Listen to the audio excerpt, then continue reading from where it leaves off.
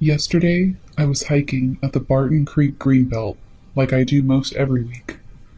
I had decided to go off trail, which I had done many times before, except this time I went much deeper into the woods than I had gone before. I was following the river when I stumbled upon a cave. It was kind of small, and I would have had to crawl on my belly to go in, and since I was alone, I decided to pass on that for the time being.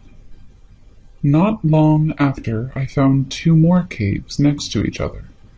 These were much larger, and I could see support beams not far inside.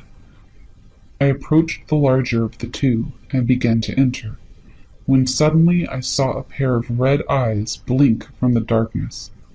This threw me off, as I wasn't expecting to find anything in there. I decided to leave whatever was in there alone, but on my way back I passed the cave again. Curiosity got the better of me, and I decided to enter once more. This time I saw no eyes, so I figured the thing from before had left. I ventured in further, where I heard shuffling deeper in the cave. I froze. The shuffling seemed to be going away from me. I started to back out when I heard a blood-curdling, inhuman scream from the darkness. I bolted, not knowing what it was or what it would do to me. Upon researching later, I found that the scream I heard was similar to that of the supposed Skinwalker screams I found on YouTube. I know it wasn't a cougar, they have a very distinctive scream, and this didn't sound like that. And a cougar's eyes would reflect yellow, not red. Could this be real? A prank? Let me know your thoughts.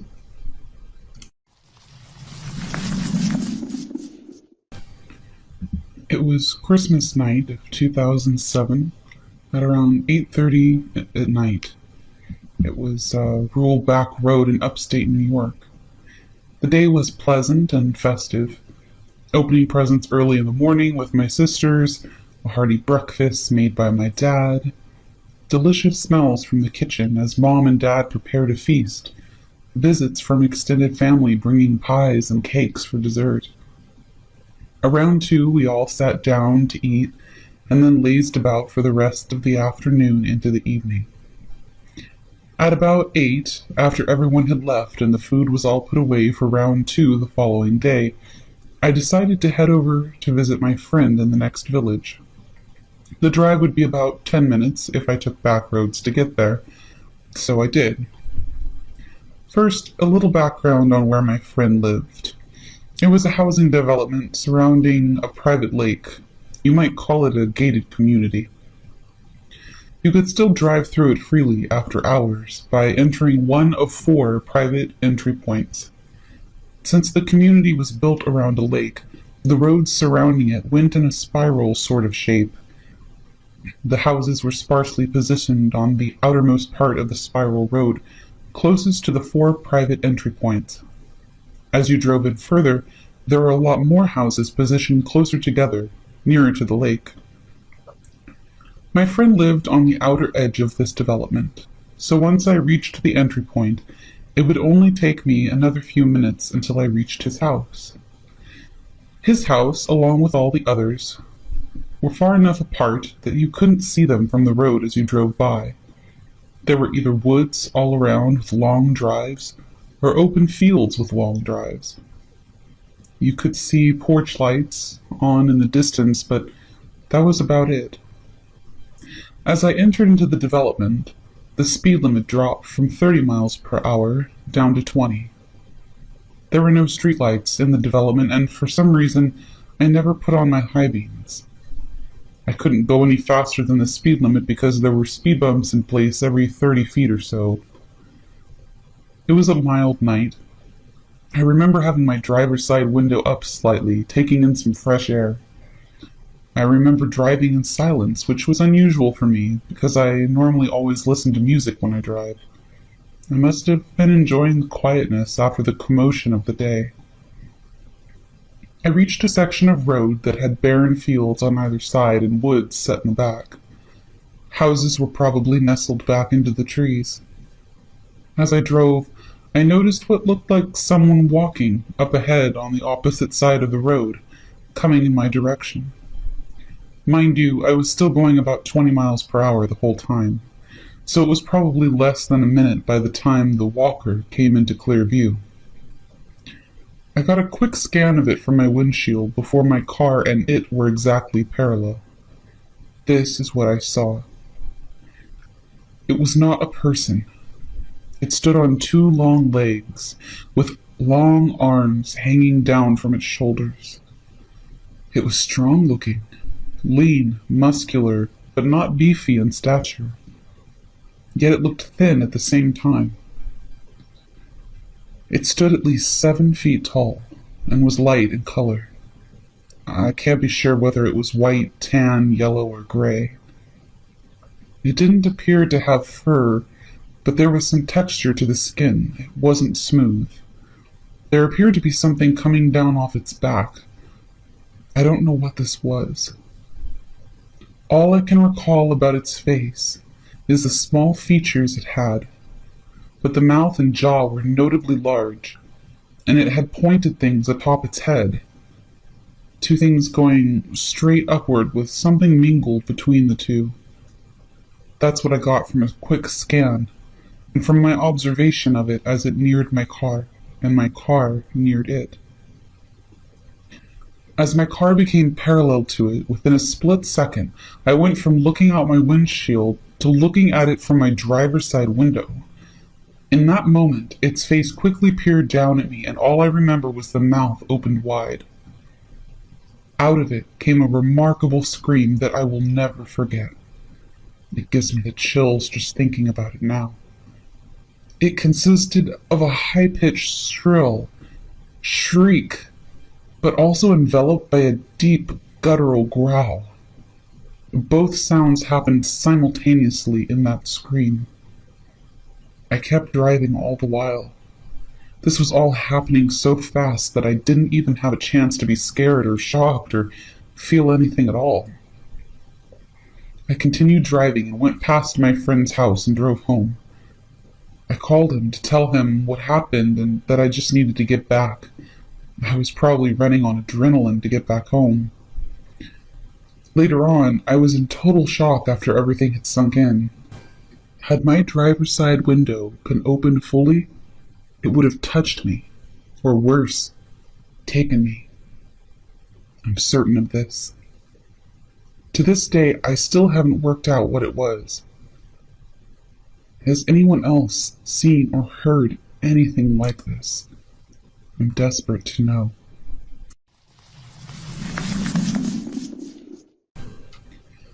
A friend of mine in high school was driving on the Wind River Reservation with his older brother one night.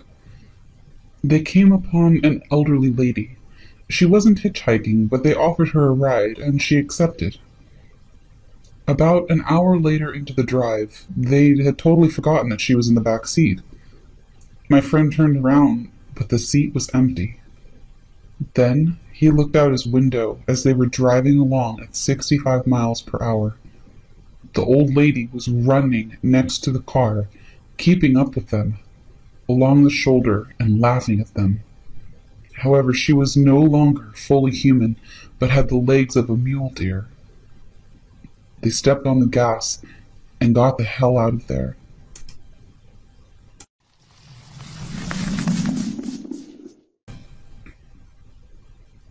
I'm a wildland firefighter with the Forest Service.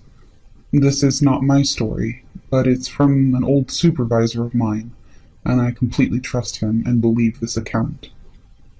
The setting was 2004 or so, Hell's Canyon area in the middle of Idaho. His crew had been working all day on an emerging incident, and were going to be working through the night as well. Being the assistant superintendent of the crew, second in charge, effectively, he was out ahead, scouting on an ATV or some such thing. He was working his way down a logging road that clearly had not been used in some time when a bobcat or lynx appeared in the middle of the road, but it didn't run away, as they usually would. The thing stood there for a good 10 seconds, screamed at him, and then scampered up a tree not 5 feet off the road. He found this odd, but not particularly unsettling. And just a half-mile or so down the road, he finds a small cabin. Also odd, as this is federal land and no private structure should be there. Upon investigation, all the windows had been boarded shut tight, and someone had done a good job of doing so. The door knob had been punched out and secured to a hole drilled into the log frame by a chain. Someone clearly did not want anything getting in or out. Peering through the hole in the door, he could see that everything in the house was upset. This had him kind of unsettled, so he hopped on his ATV and headed back up the road. Well, here's where it gets really interesting. Right where the bobcat had been, there stood a Native American woman in a badly tattered nightgown and bare feet. Just standing there. He yelled at her, asking if she needed help, but she just screamed at him. The same scream that the cat had screamed at him before, and she climbed right up the tree, faster than any human has a right to be climbing. Obviously, he noped out of there as fast as he could. Unsure of who or what he had just seen, he asked a local guy about the cabin.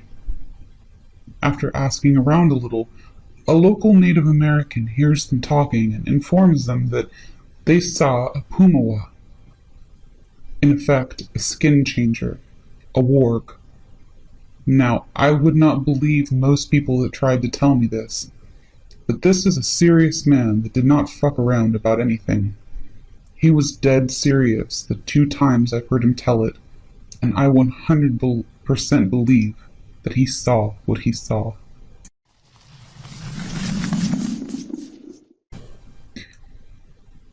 I've been a Reddit lurker now and again, and I just came across this subreddit, and I wanted to share an experience that I had last summer. Some backstory. My boyfriend and I just bought our first house in June on a lake about an hour northeast of Seattle, Washington. Aside from the lake community we're a part of, there really isn't a large population around here. We're in between a few larger towns, but they're all about a 20-minute drive from where we live. Our house is backed up right against the Cascade Mountains. We're pretty much the last bit of population before the mountains begin. About 30 yards from our driveway is a dead-end road that turns off the main lake road and goes back into the woods a few miles. There are a few gated Forest Service and logging roads that branch out from this road. My boyfriend and I ride our dirt bikes up these roads and they go on for miles, but there really aren't any other houses in this area except for a few that are all on the main dead-end roads. Before taking the dirt bikes up it, I had walked up this road a few times, exploring the area, and it always felt a little odd to me. My boyfriend has said things like, "That road is creepy, even in broad daylight." It totally could have been that it was just very wooded in most spots, and therefore shaded, and the lack of houses that made it seem odd, but I stopped walking up this road for a reason. When we moved in, I was dog-sitting my friend's pit bull, Bella. She was about 70 pounds and was a totally fearless brat. She was kind of aggressive with other dogs, and even with some people, food handling and things like that.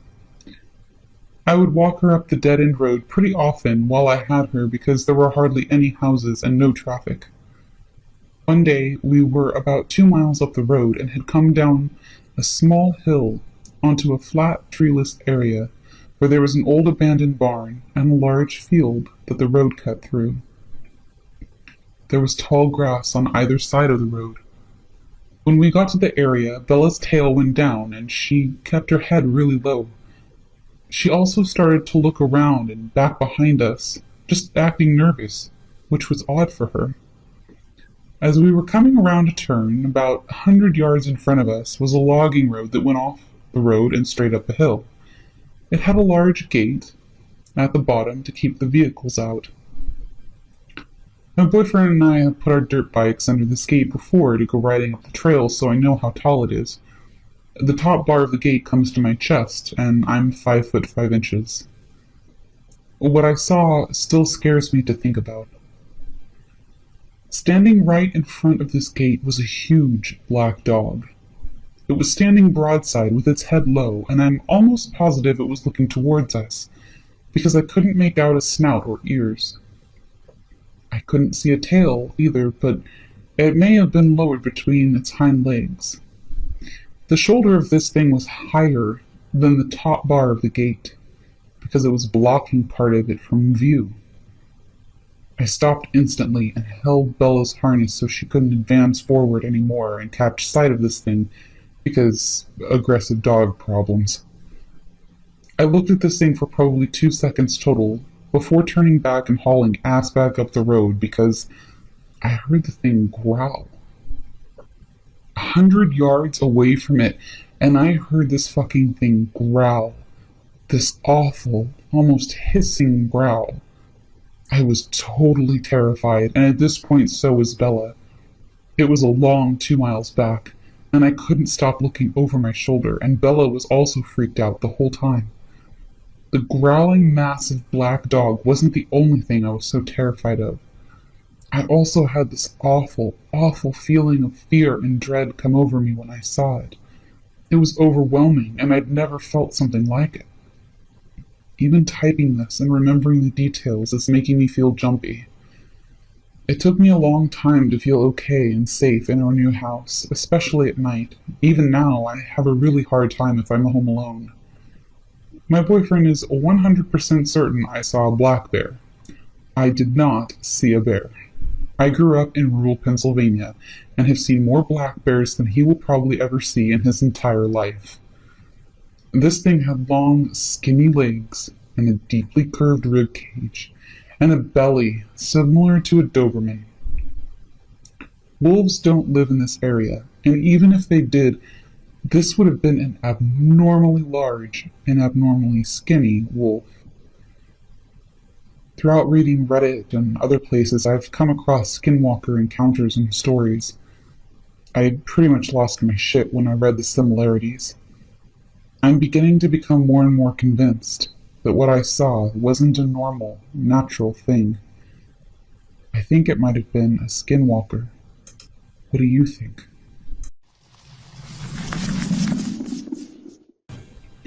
So, before I ever had these encounters, I really didn't believe much in the paranormal.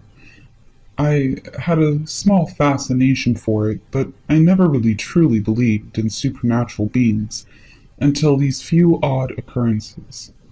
This is a bit of a long story, but I think it's worth telling. I currently date my fiancée, and she's a Native American.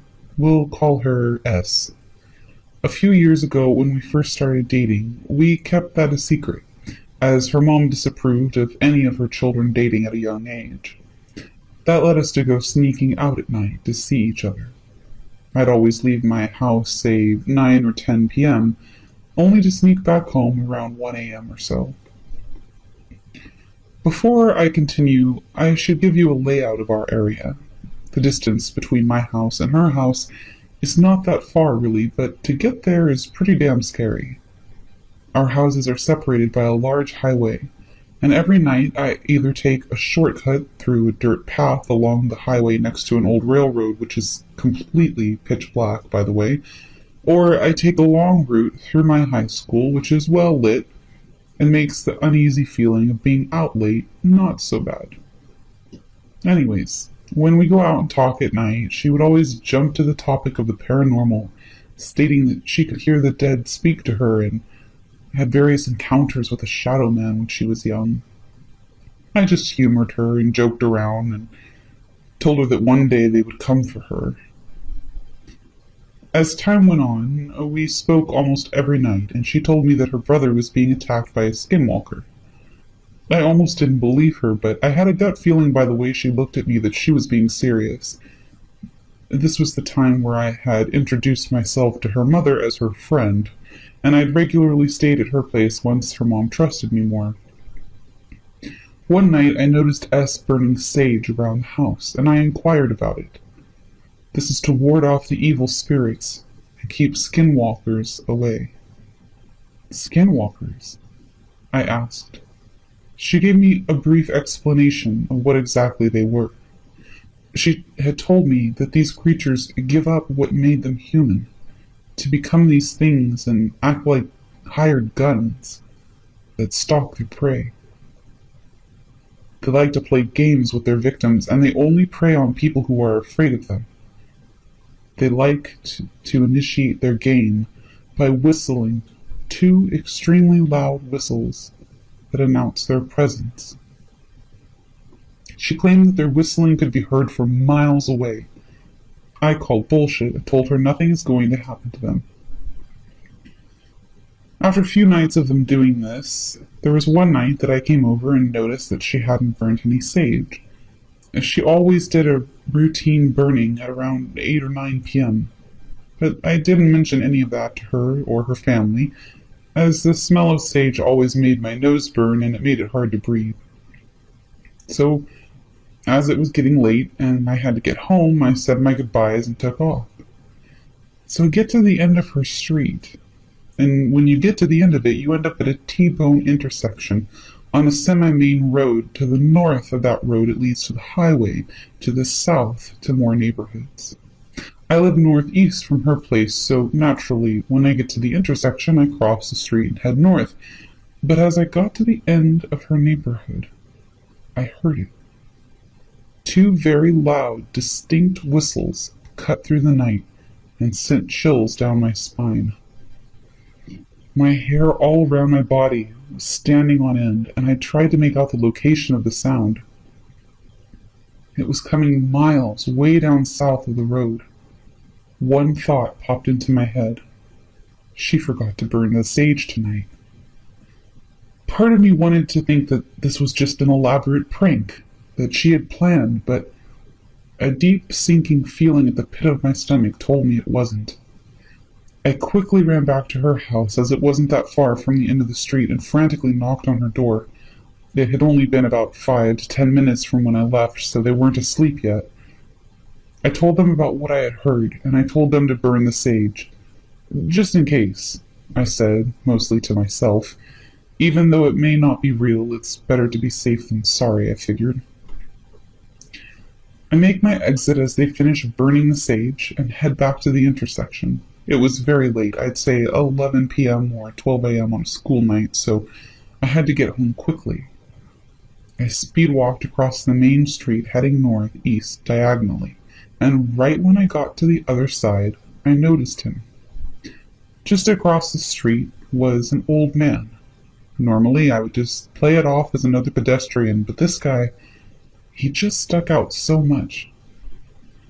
It wasn't really how he looked or how he dressed, it was just how he moved that struck me as odd.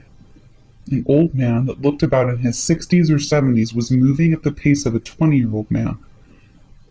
I only took a glance at him for a few seconds, but in that time span, this man just stared at me.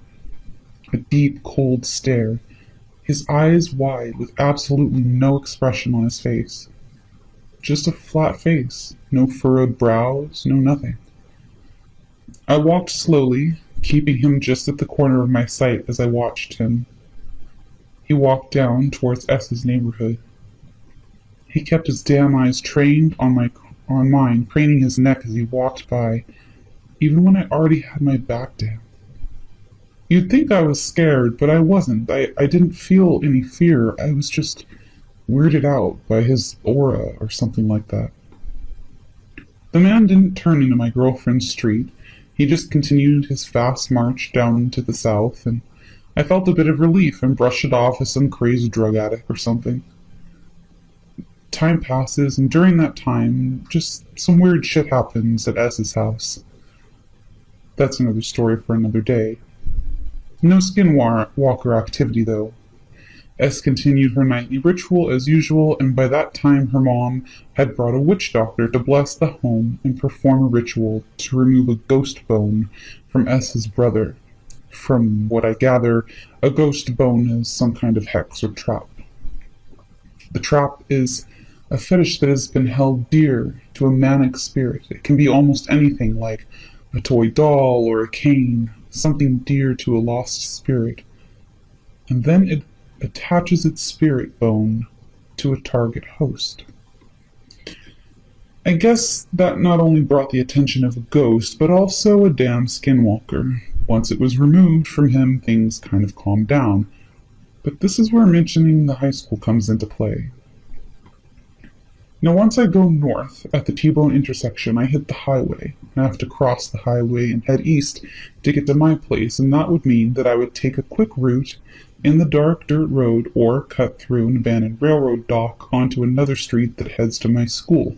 And from there, I cut through my school to go to my house. I decided I didn't want to walk in the darkness, and I cut through the lot. As I got to the street that led to my school, I noticed this guy. He's heading toward me on a bike. He is very far away at the time, and I pay him no mind. As I get closer to him, I get further away from the only streetlight on the street.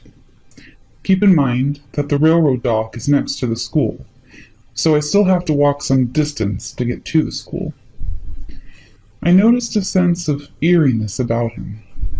He gave me that similar feeling to the old man, how it just weirded me out, and I caught him staring at me, the same wide-eyed look and blank face as the old man. Also, the way he was pedaling was so unnatural. He was moving at incredible speeds, almost seemed like he was moving at around 20 miles an hour. He covered the distance between us alarmingly fast and passed me. Same damn thing as the old man literally cranes his neck to keep staring at me, and manages to move his bike along the curve of the road in perfect manner, like it was almost natural to him. Thankfully, he kept on riding, and at this point I told myself not to be afraid at all. That if I had a tiny tinge of fear, he would most definitely come for me. I kept calm and walked to the school. Now you'd think the school was shut out by fences, but it was a very nice school that had no need to build large fences so you could walk past the small metal gates that are set up. It was mostly used to block cars and the like from getting past. No one really vandalized it either, so another reason for no large fences. Once I get halfway through the school, I hear what sounds like a bike and cackling behind me. A feeling of dread sinks in. Oh shit, I whispered under my breath, and glanced back, but saw nothing. I hurried my pace, as all I had to do was go past one large building, and then clear a field and jump the only large chain-link fence on the property.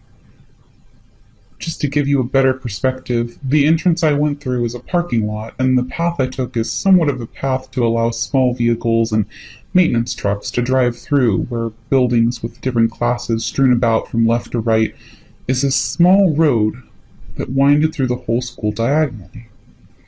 Two large buildings occupied the east and west side of the lot. My trip usually meant that I walked between the large buildings, and I'd see the field and from there my home neighborhood. I remained calm as I was nearing the end of the road and got between the two buildings.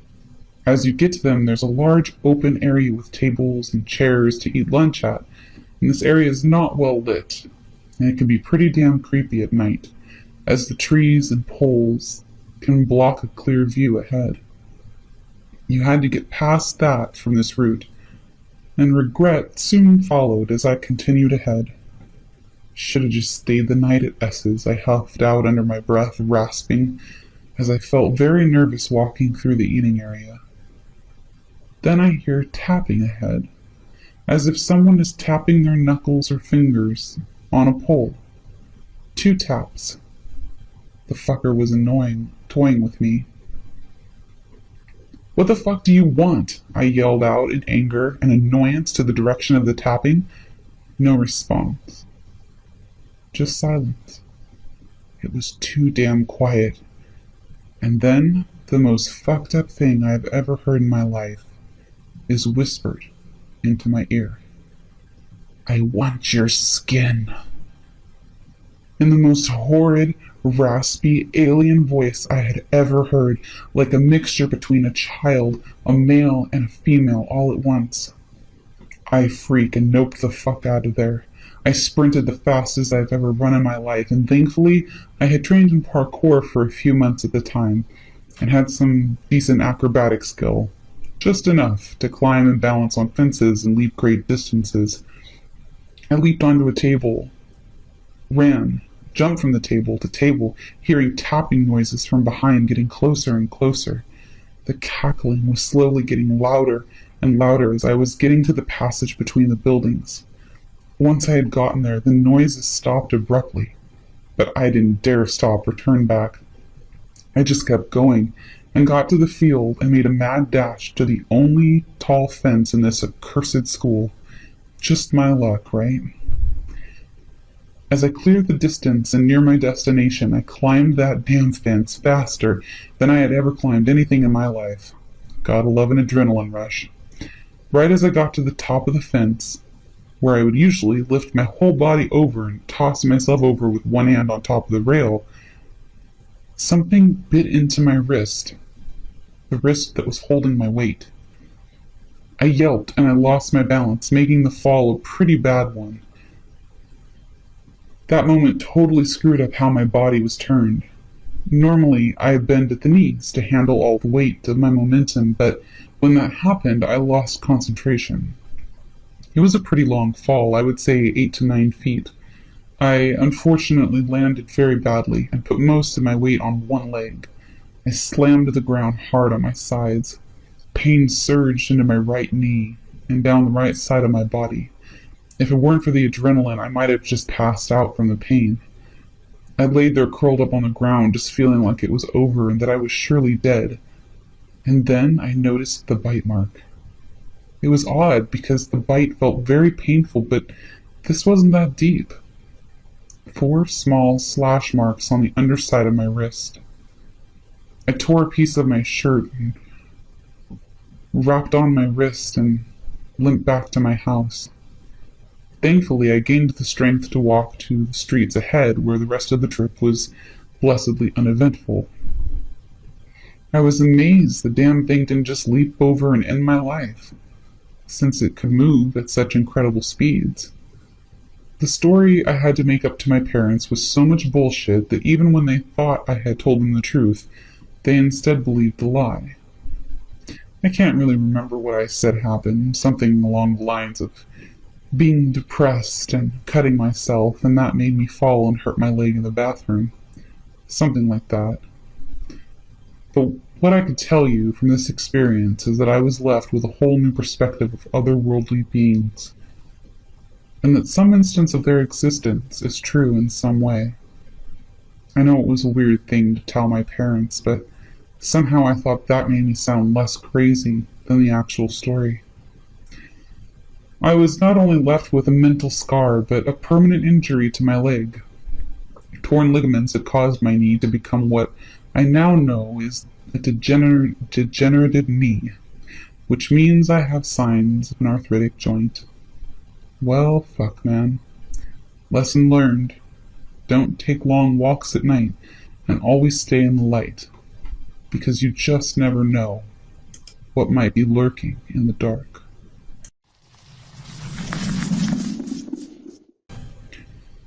I was a kid when this happened. My uncle and I were finishing up chopping and gathering firewood for my grandmother because it was getting dark. Driving back on a dirt road at around 30 miles per hour, I had this awful sense of being watched. Before I could turn to look out my window, my uncle quickly shouted, "Don't!" I completely froze. My heart felt like it was beating out of my chest, then completely stopped when I heard a tap, tap on my window. My uncle sped up and was loudly praying in my native language. I didn't know what was going on and thought it was over until our truck suddenly dipped from the bed. My uncle then started saying, "Look at me and don't turn away," over and over. Then I heard it again. Tap, tap, but from the window behind me. It was getting harder for me to breathe and I wanted to cry. A minute or two passed and the truck dipped again. My uncle looked around and sighed. It was quiet, besides the truck and the road. He looked at me and said, "We will ask your father to do a prayer in the morning so that the evil will forget our faces." That's the Navajo to English equivalent, anyway. I remember curling up on the seat and just staring at the radio, watching the time, listening to my uncle sing an old prayer until we got to my grandmother's house. I recently called my uncle because I had a nightmare about that night, and we talked about it for a bit. He said, "I didn't see faces, just eyes, like brake lights you would see on the road. It watched you." Before hanging up, I tried making a joke out of it.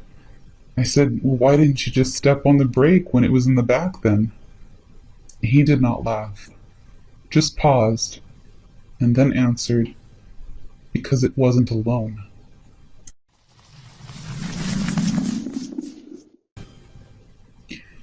My grandpa owned a large herd of sheep, which during the summer grazed in the mountains in central Utah. In the 1960s, his shepherder was a small Mexican man. We'll call him Juan. Juan stayed in a very small trailer in a meadow while tending the sheep. One evening, Grandpa drives up his truck to the mountain to deliver some food and supplies to Juan. As he nears Juan's camp, he starts to see dead sheep all over the ground. Many of the sheep were thrashed into pieces. As he arrives at Juan's trailer, he finds the door shut. He has to kick open the door to get inside, as Juan has locked it. Inside, Juan is curled up into a ball, mumbling incoherently, seemingly in shock. Grandpa picks up Juan and throws him into the truck and takes off down the mountain to get him to a doctor.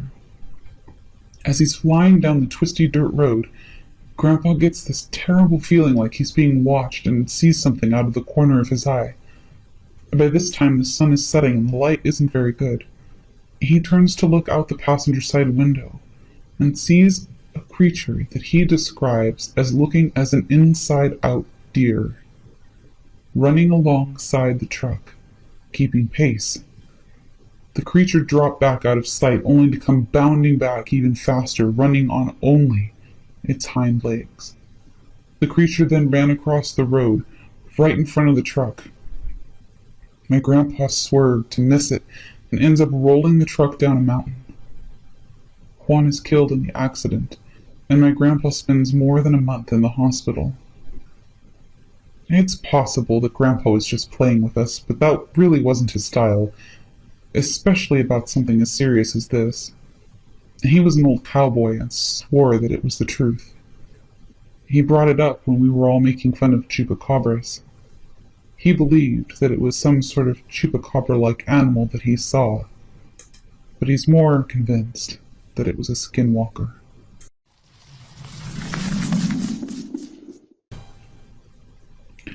I've been waiting a while to post about this, because I wanted to make sure that I'm not just letting my mind run away with me, but it's to a point where I need to bring it up. I just moved from North Carolina to Durango, Colorado. I'm a Sasquatcher at heart, and I immediately started looking up area reports. In so doing, I found some nearby, in San Juan, and decided to drive out. Nothing strange. During my work week, I researched reports for the entire Four Corners and inevitably stumbled back upon Skinwalker stories. I spent a solid day listening to and reading these stories, and then got back to Sasquatch. The next place I decided to scout took me to the edge of the Navajo reservation, though I didn't intend to enter. I just misjudged my distance when hiking. It was nice out. Once I did figure out where I was, I immediately turned around, since I was unsure of the permit requirements on the reservation. Hiking out, my dog stopped and tried to pull sideways. I led her over to the grass, and she pulled out a bone. It was skinny and small, and it didn't look human at all. I didn't think much of it, and I let her keep it. I think that's where I fucked up. 3 mornings later, I'm in bed, and I get awakened by a rustling. I thought it was the dog, but she was not in my room. It was coming from outside my cracked window. I got up and crept over, expecting a raccoon or a possum. Under my window, close enough to reach out and touch it, was a mule deer with an impressive rack. I went to grab my camera, and when I got back to the window, it was gone. I never left the room. I never heard it move away. Odd, but I thought nothing of it. The next morning, same time. This time, I decided to be ready to catch a picture for my dad since we hunt together. I got my camera ready and eased the curtain open, just a touch. He was in the yard about 7 yards away and facing away from the house at a slant. Magnificent. I had no sooner seen him than he turned to face me, head first. But then his hind end appeared to teleport around. He never moved his legs. It's like he was just in one position and immediately after that he was in a different one. I slammed my window shut and left the room. Then, in the hallway, I stopped myself and turned around. It was gone when I got back. I couldn't pinpoint what had scared me so badly. Even with Sasquatch, I'm skeptical of every twig crack, whoop, or knock. I attributed the odd movement to it being so early and assumed the streetlight flickered or something. I wrote off my fear as having observed the charging light posture. Since that morning, which was 3 days ago, I've been feeling disconnected from my dog. I keep having strange daytime nightmare scenarios of her just attacking me out of nowhere. I didn't even want her sleeping in my room last night. This is saying something because I love my dog unconditionally, and I know she would never do that, but I just can't shake this paranoia whenever she's around. The final straw that got me is a dream I had about an hour ago. I dreamt that I shot her while she was out sleeping in the yard, and then I took her skin. I raced out to the spot where she found that bone, and there was an old man waiting. I asked him if I could transform now, and he says no, but I can. Then he took the skin from me and flung it around himself, immediately becoming a larger and distinctly more evil form of my beloved dog. Then she ripped me to shreds, and I woke up. I immediately got up to find her. She was in my room, asleep. Then I went looking for that fucking bone, and I can't find it anywhere. She's hidden it in the yard. Did I just accidentally influence my experiences during and around sleep with my Day of Walker stories? Or am I in some trouble here? Update number 1. I'll be heading back out to the original bone location in an hour with the dog. I plan to bow drill a fire. It's a ceremonial thing for me, long story. Then apologize and offer one of my lucky whitetail antlers from my very first kill back home in the Appalachians. I'll keep you posted. Wish me luck. Update number 2. I'm reporting back in one piece. After leaving an offering, I decided to stay the night just off the reservation, and it was a dead still night. Eerie, but uneventful. Except I was off on a wood run in the tree line and found a mutilated deer carcass, positioned very strangely. That's all for now. Let's hope it worked. Last update. I talked to my buddy yesterday after work. We had a few of the house brewskis, and then I told my story to him. Oddly enough, I told it to another coworker too, who's Navajo. He just happened to be off having a beer as well. They both kind of went stone-faced when I mentioned the deer and the dream. I then told them of the offering of the antler and tobacco, and they said that was a very smart move, but said that I was stupid to sleep out there, and the carcass may well have been a warning to stay away. In terms of activity, I've had none at the house, and I feel fine. My friends said to let them know if anything else happens, and then they can put me in contact with someone who can help.